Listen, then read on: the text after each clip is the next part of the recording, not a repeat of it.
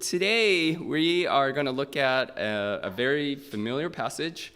Hopefully I might have used this before in a retreat, but we're going to look at a situation of a Samaritan woman, a woman who is completely isolated, and a woman who's got a pretty bad reputation. And we're going to look at this interaction that she has with Jesus. And in this interaction, we're going to see that Jesus is going to address some issues that she has. And we're going to look at what those issues are that she has, but how Jesus responds to those issues, but more importantly, what it says about who Jesus is. All right? And so the reason why I think this is important for us to look at is, well, I think I don't know, the best way I could describe it is sometimes we find ourselves unknowingly building our lives around things that are very shallow, things that we hope would save our lives, things that we would hope would define our lives, and things that we just desperately want, all right? And it's interesting. Each of us is different, right? For some of us, it's money. For some of us, it's things. For some of us, it's relationships. And for a lot of us, it's different things. For me, the thing that actually really held me back, this sounds really interesting, all right? Really different, okay? So bear with me as you hear this. You're like, what's he saying? So for me, for a long time, it was actually the church I was at. That was a thing that I built my whole life around, and I completely relied upon. And so I was at a church, for 15 years. And the church I was at for 15 years was such a great situation for me. For the church, we're pretty unconventional, but very conservative at the same time, if that makes sense. And so, but there was a lot of freedom, and there was a lot of emphasis on relationships. And I'll give you an example of like what kind of situation the church was. So I remember when I had my first daughter. Two daughters. Okay, so when I had my first one, I remember one of the board members who's been part of the board for years, and he has a lot to say in the life of the church.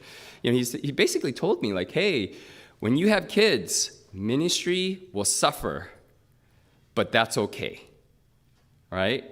Now, if you think about that, some of you who aren't working yet, or some of you who don't have kids yet, it's like it sounds like what's the big deal, right? But for those of us who have kids, to have like a supervisor at your workplace that will tell you, hey, your performance is going to suffer a little bit, but that's going to be okay. Because what are they saying? Your relationship with your kid is going to be stressful, but that's your priority, and that's good. It's going to be okay, right? And so to hear that. And, the kind of churches I grew up in, it was actually, your kids will suffer, but your ministry will thrive, and that's okay. Right? That's kind of the message that some of us had grown up with, right? And so it was totally different. And some of us, that's actually the ethos that we have with work. Your work will thrive, but your kids will suffer, but that's okay because you provide for them, right? And so for me, if you think about it, that was sort of the kind of the ethos of our church. We're very relational, right? We're very, very relational. And so I was there for 15 years. I knew everyone. Everyone knew me. I could be myself. I could make really, my usual crude jokes, but no one ever got offended. They would laugh with me, because that's the measurement of a very spiritual church, right? Is if they laugh at my crude jokes or not. And so it was just felt very, very comfortable. And so when God was calling us to leave, it was so hard because it was so good, right? It's one thing if, I didn't have much say at the church, or it was another thing where what we were doing didn't really add up to anything. And I was like, oh, okay, it's time to go, right? But it was a great environment. And it was so hard. And it took me, I think, 3 years to finally pull the trigger and make that decision to leave and to transition out. And I think what God was doing in that time is very similar to what God is doing in the life of this woman. Obviously very different, because there's like 5 husbands involved there, but very different. But for me, it was more about just, am I building my identity, my hope, and my aspirations, and my sense of security into a shallow thing? Now, I say this carefully, okay, with a church building and church business. Does that make sense? Okay, I'm not saying the church is not a shallow thing. The church is the body of Christ, okay, so you get it? So my own personal ministry. And so I think that's when, that was our biggest struggle. And I didn't realize that I was building my faith, building my understanding of God, not so much around God, but around something very important, but again, it was a shallow thing compared to who God is, if that makes sense.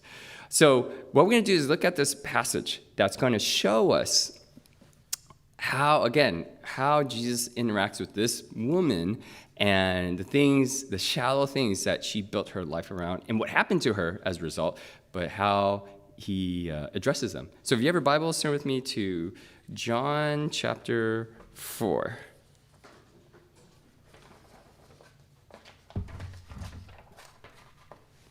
Grab my glasses. It's funny, my wife, all her life, wore glasses.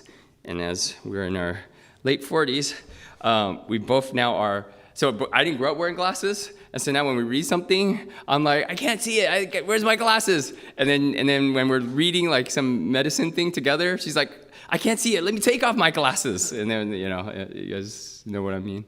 No? Okay. All right. So let's start with let's start with verse 4 of John chapter 4. All right, and let's take a look at what happens here. And again, this is right after Jesus has an incredible conversation with a religious leader, Nicodemus, but he walks away discouraged, right? And so interesting, he walks away sort of, like he's not convinced, he doesn't get it. But here we're going to see this woman, a sinful woman, a non-religious woman that doesn't know better, walk away knowing more about Christ and actually doing so much more in just right after that conversation with Jesus. All right, so in chapter 4, verse 4, it starts with, he had to pass through Samaria. Now, he had to. Meaning he didn't have to, actually, but he had to. He wanted to. There was an encounter that he needed to make, right? And it was to meet this woman. And he came to a town of Samaria called Sychar, near the field that Jacob had given to his son Joseph.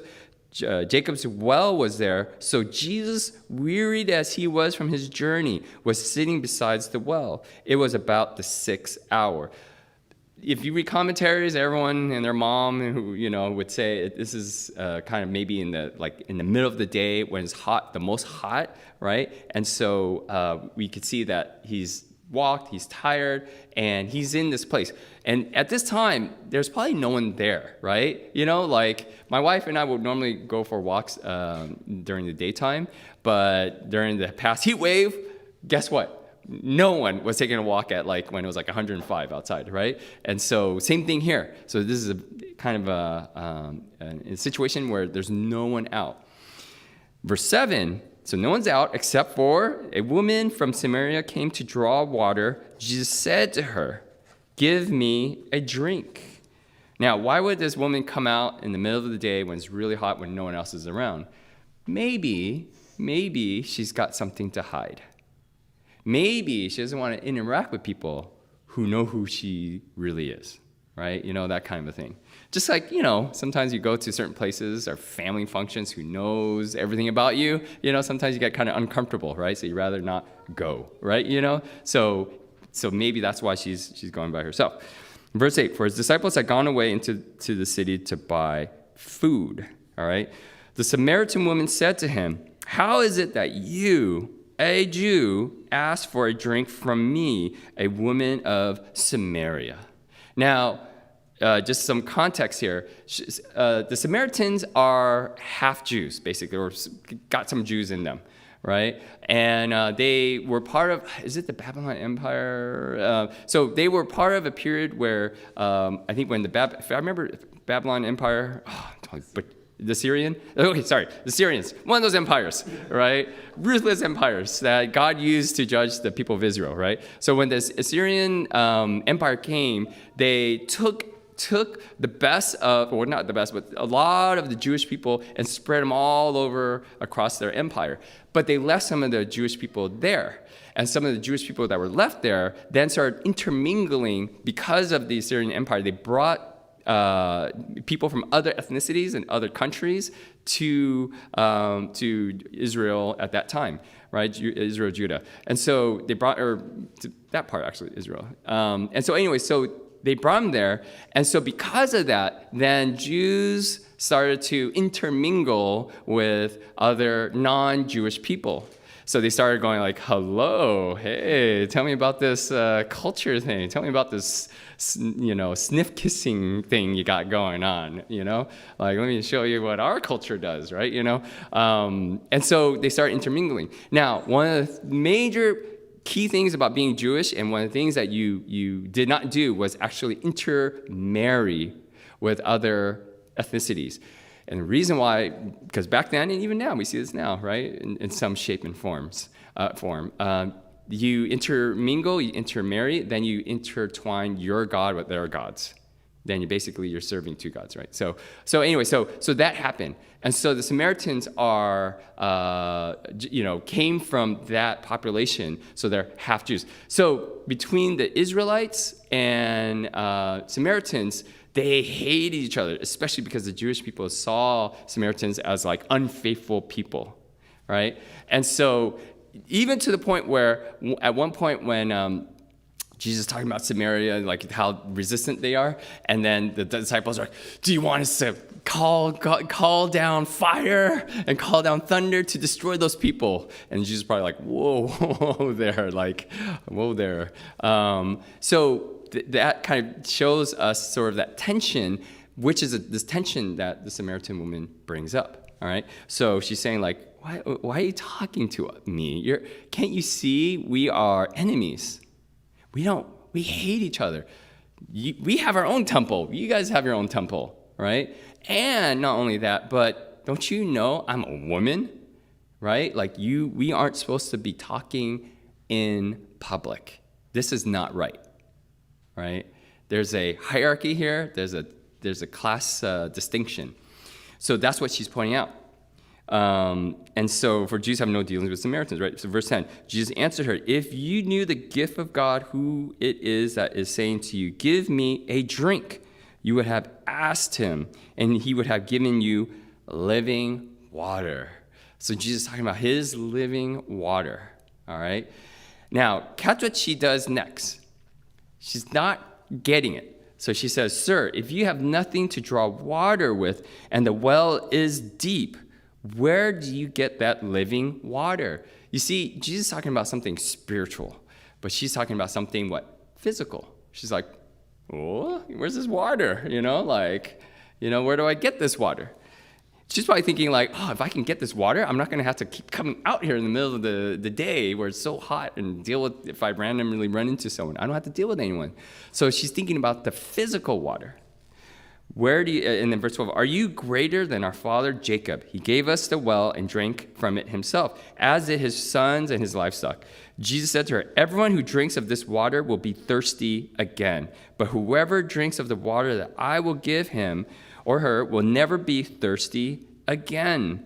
The water that I will give him will become in him a spring of water welling up to eternal life. So again, she's like, where's this water? And she's saying, this water that I offer, you'll never thirst again, right? And it's so, this water is so amazing that, in you will be a spring of water welling up to eternal life. Verse 16, Jesus said to her, go. So she's thinking, oh, okay, this water, right? And then Jesus shifts gears, right? All of a sudden, it's like, she's like, okay, all right, we're talking about this physical water that I'll never thirst again. If I were her, I'm thinking, oh, maybe I could sell this water, right? Make some money off of this water. In verse 16, Jesus said to her, go, call your husband and come here.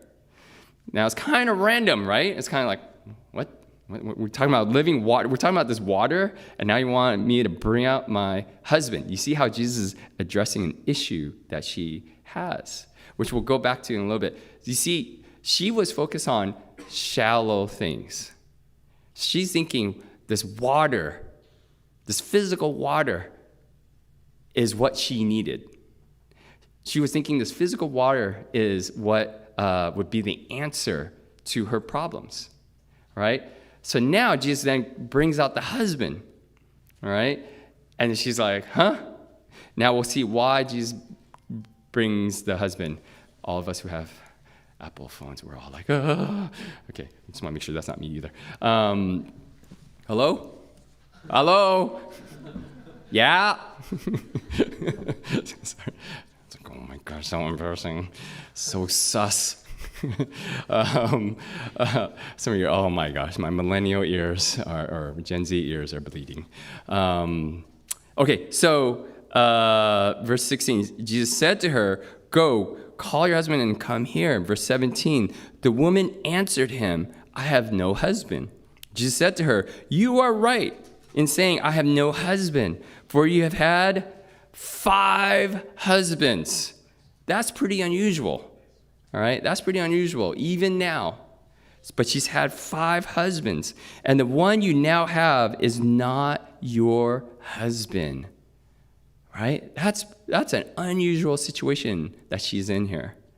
You know, a little bit more common we see today, but for 5, that's a different level. And so Jesus says, what you have said is true. So now Jesus really has this woman's attention. All right? And you remember now, she doesn't know who Jesus is at this point. She's thinking like, he's probably some like teacher, because that's probably his reputation at the time. He's probably like some teacher that does great shows, right? He's probably this motivational speaker that somehow, does incredible things with people. So verse 19, it says, the woman said to him, sir, I perceive that you are a prophet. Our fathers worship on this mountain, but you say that in Jerusalem is the place where people ought to worship. If there was more time, we could talk about what is she talking about, because there's this huge tension between the Jews and the Samaritans and how they built their own temples. But you got to read. It's really interesting and really sad. Verse 21, Jesus said to her, woman, believe me, the hour is coming when neither on this mountain nor in Jerusalem will you worship the Father. You worship what you do not know. We worship what we know, for salvation is from the Jews. But the hour is coming.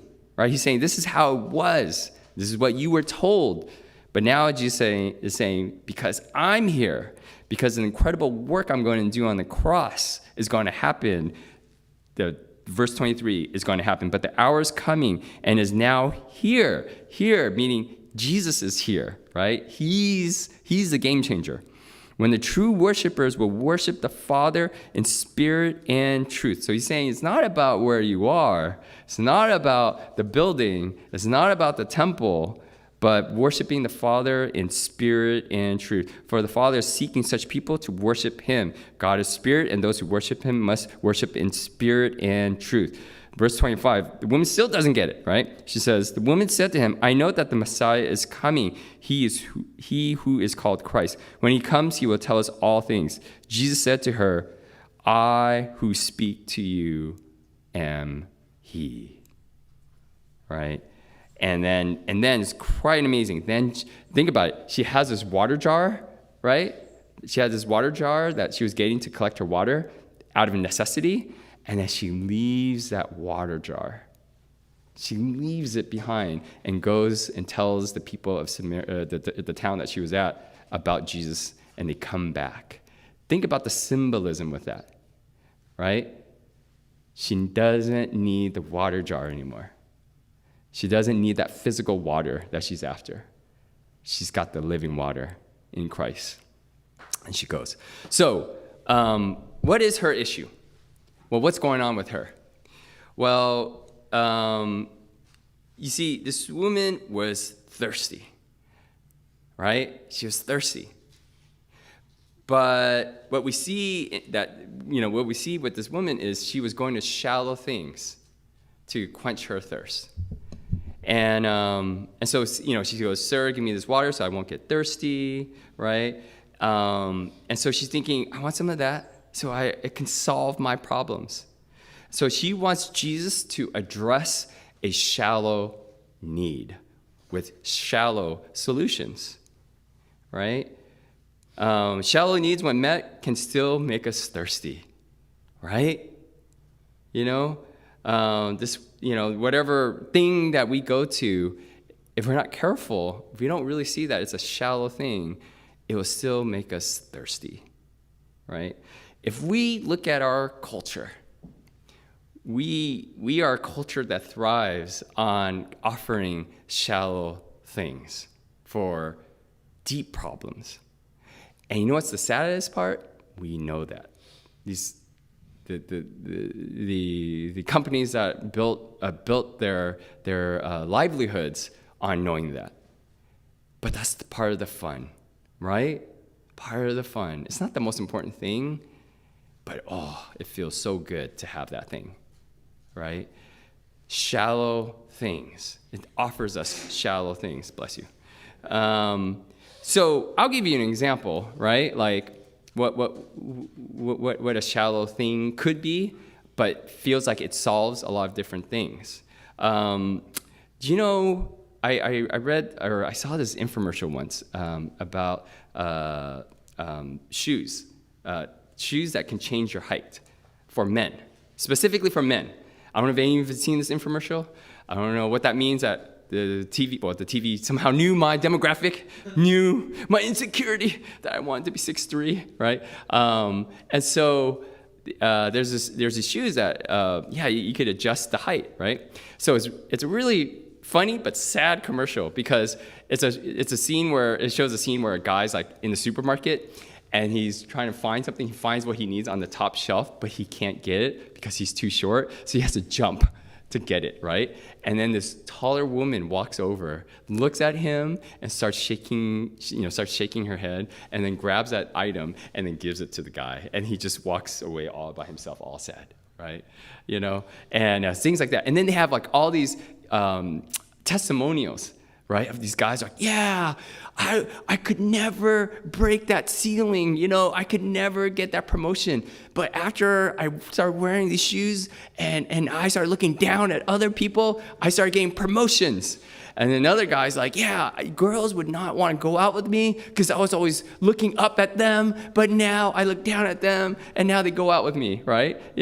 And so it's funny, but it speaks to some pain that people have, right? Because of the ways that they've been treated differently because of their height, which is so unfair, I think I'm average height, I think, but I grew up in like South San Jose, where at that time there weren't as many Asian people, and so I was always a little bit shorter, and I always had a little bit less like body hair than all my friends, right? So I had friends that would ask me, "Do you shave your legs?" I'm like, "No." I was like, "I don't get it." I'm like, "Do you?" And then, these are friends, right? So I said, "Do you put chia seeds on your body because you have it all growing all over the place, right?" And so, but to be treated differently, So luckily, I had friends that were pretty close. Hey, I have that same water bottle. I bought. We have two of them. They were on sale. Is that the 32 ounce? I bought it because it was on sale at Whole Foods for $22. Yeah. What's that? Same? Yeah, that's why we bought it. Oh, okay. Do you have the same decal as my 9-year-old? She has Pom Pom Purin. And what's that white one? The cinnamon roll. Yeah. I wanted her to get the Japanese character that looks like poop. You know what I'm talking about? There's a poop one. Yeah. You guys know what I'm talking about, right? No, it's brown, and he looks sad, and then there's like little like smokes on top. You don't look it up. Don't look it up now. You can look it up later, okay? Yeah. Things you guys are learning from me today, right? So, anyways, that water bottle was like, wow, it's a built-in straw. Anyways, okay, I'm sorry. So, shallow things. Shallow things are water bottles. You got one too? Wow. Wait, is that the same one? 24 ounce. Oh, 24 ounce. Wow. Yeah. It's the new Stanley. It's the new Stanleys. Anyways, so so here's the thing about that, right? What if you get those shoes, and everyone thinks you're taller, and then they invite you to go over to their house, and they're an Asian person? What are you gonna do? Right? What are you gonna do? You're just not gonna, I don't know what you're gonna do, right? You're kind of stuck, right? What if one shoe breaks, the other shoe still works? What are you gonna do, right? What are you gonna do? Now, again, some people wear like different height shoes for fun, right? That's totally different. You're not insecure about your height or anything like that. But what are you gonna do if you built your identity around being taller than everyone, right? And so shallow things, for our major issues. And that's what this woman was doing. And so how was the church then a shallow solution to a greater need that I had? I shared this before, right? But, I came from a place where I lost a mom and a sister. And to have a church where I could call home, to lose one mom and to have 300 Chinese moms was like so meaningful to me. Right? To have a bunch of moms like do mom things. Like, when are you gonna get a haircut? It's like after I'm done with the sermon, I'm all passionate into it. It's like, I come down, it's like, when are you gonna get a haircut? Your hair's all blah, blah, blah, blah, right? Or you have too many holes in your jeans, And so, it was funny, but I loved it because it was like a bunch of moms that I miss having around in my life. And so, so what God was showing me specifically is I'm putting more safety and security in a church organization than over God himself, right? And so like this woman at this well, she was wanting Jesus to give her things to address her needs. She wanted Jesus to give her shallow things to address her need. But Jesus says, no. Jesus says, nope, I'm not going to give you physical water, right?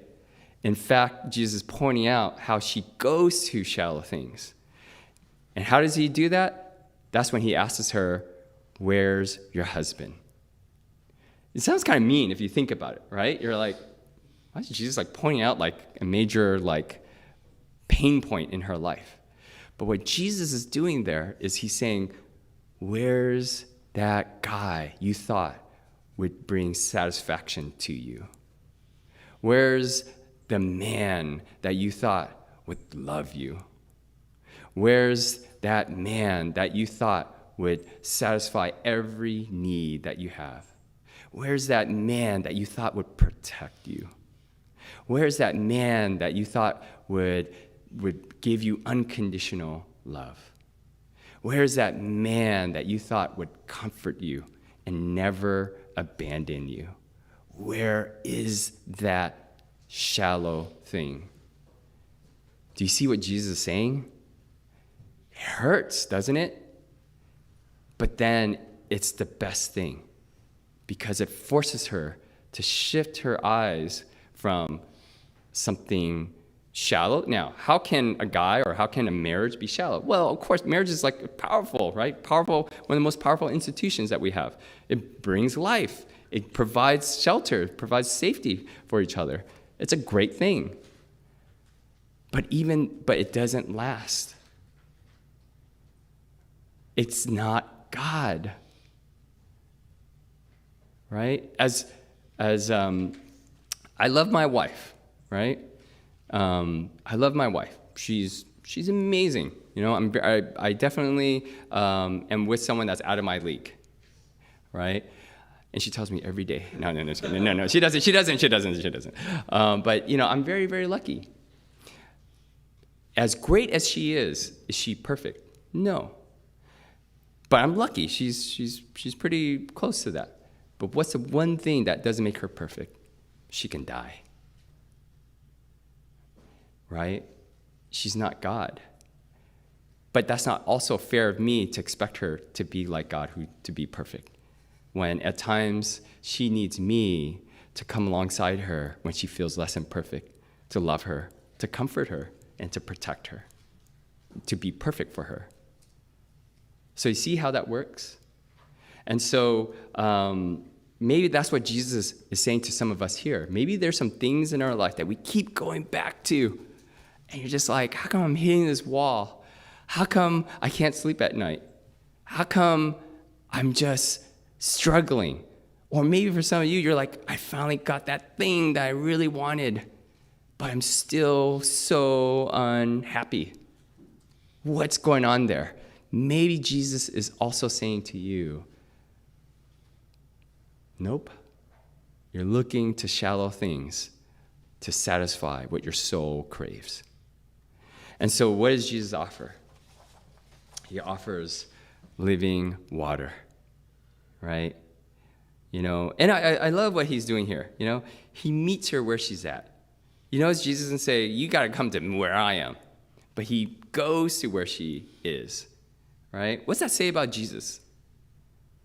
He loves us, right? He meets us where we're at. He cares to know. He cares to have these interactions.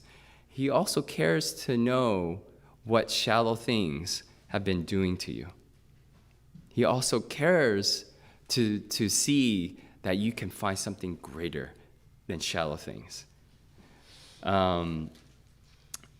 He doesn't let any barriers get in the way. He's not like, oh, you're a woman, right? He's like, oh, you're a Samaritan woman.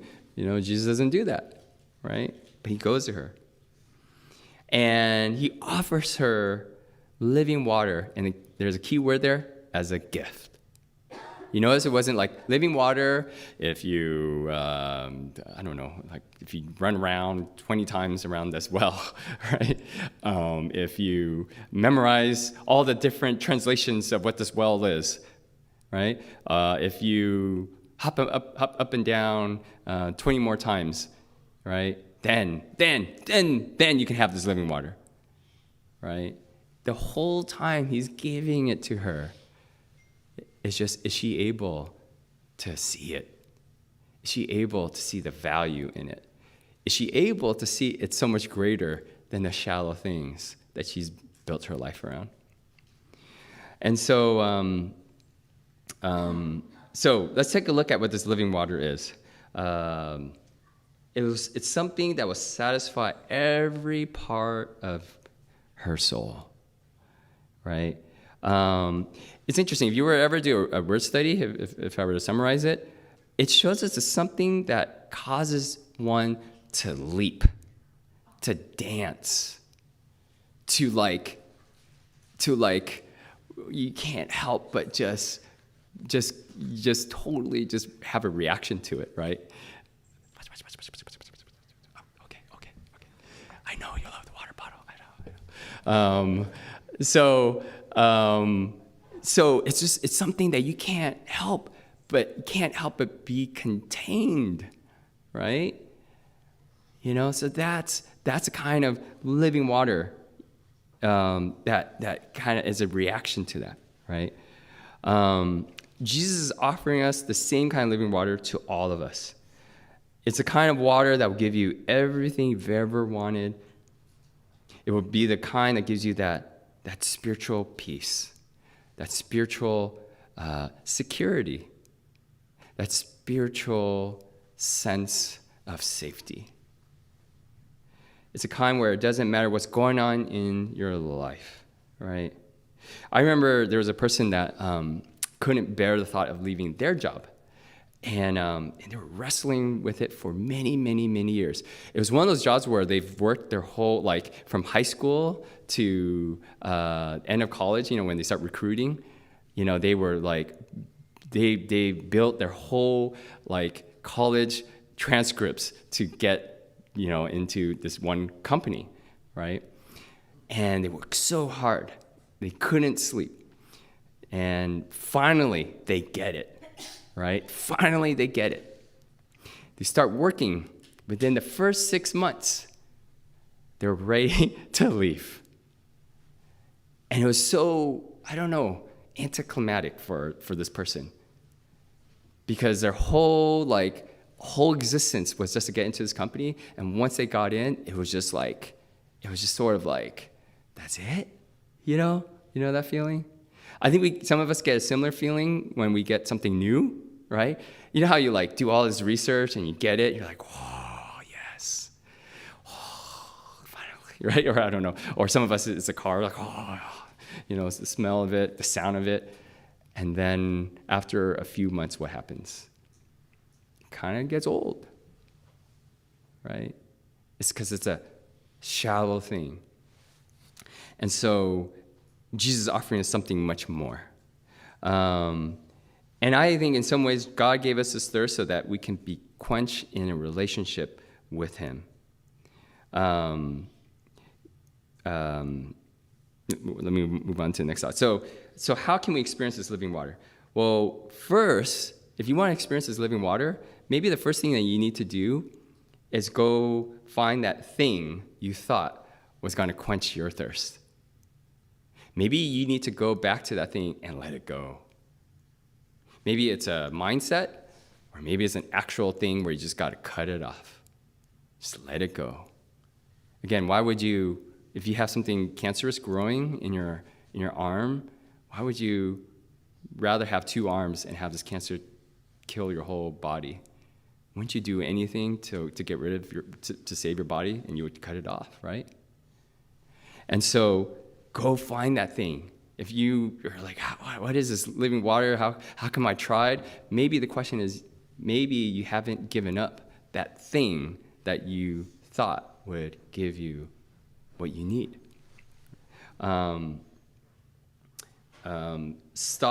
Maybe another thing is to stop looking for Jesus to give you things, shallow things, to satisfy what you need.